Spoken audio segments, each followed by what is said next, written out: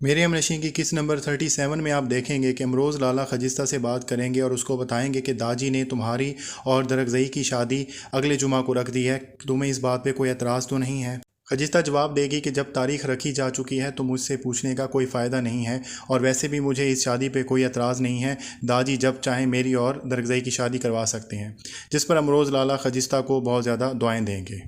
Doctor Hadi बगैर किसी को बताए खजिस्ता के गांव पहुंच जाएंगे। वहां पहुंचकर उन्हें पता चलेगा कि खजिस्ता और दरगज़ई की शादी हो रही है। वो खजिस्ता को कॉल करेंगे और वो उम्मीद नहीं कर रहे होंगे कि खजिस्ता कॉल उठा लेगी, लेकिन खजिस्ता कॉल उठा लेती है। जिस पर वो बताते हैं कि मैं तुम्हारे गांव में मौजूद हूं और मुझे पता चला है कि तुम्हारी और दरगज़ई की शादी हो रही है और तुम्हें बहुत ज़्यादा मुबारक हो। खजिस्ता डॉक्टर हादी से पूछेंगे कि आपने कोई ज़रूरी बात करने के लिए कॉल की है, तो डॉक्टर हादी कहेंगे कि कोई भी बात करने के लिए मुझे मेरे घर वालों ने छोड़ा ही नहीं है।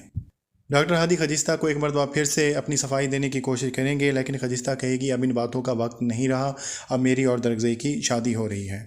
उधर सनोबर अंगारों पे लौट रही होगी, क्योंकि दरगज़ई को वो बहुत ज़्यादा चाहती है और उसकी पूरी कोशिशों के बावजूद दरगज़ई और खजिस्ता की शादी हो रही है। वो आखिरी कोशिश के तौर पर शानज़े को भड़काने की कोशिश करेगी और वो कहेगी कि तुम इतनी ज़्यादा खुश हो रही हो, तुम्हारे दुश्मन की बेटी की शादी हो रही है। जिस पर शानज़े कहेगी कि हाँ, मैं बिल्कुल खुश हूँ, क्योंकि उस दुश्मन की बेटी ने मेरे घर के एक फ़र्द को बचाया है, मुझे खुश तो होना चाहिए। शानज़े के इस जवाब के बाद सनोबर जल के रह जाएगी और वो अपनी साजिश का रुख अब दरगज़ई की तरफ कर देगी।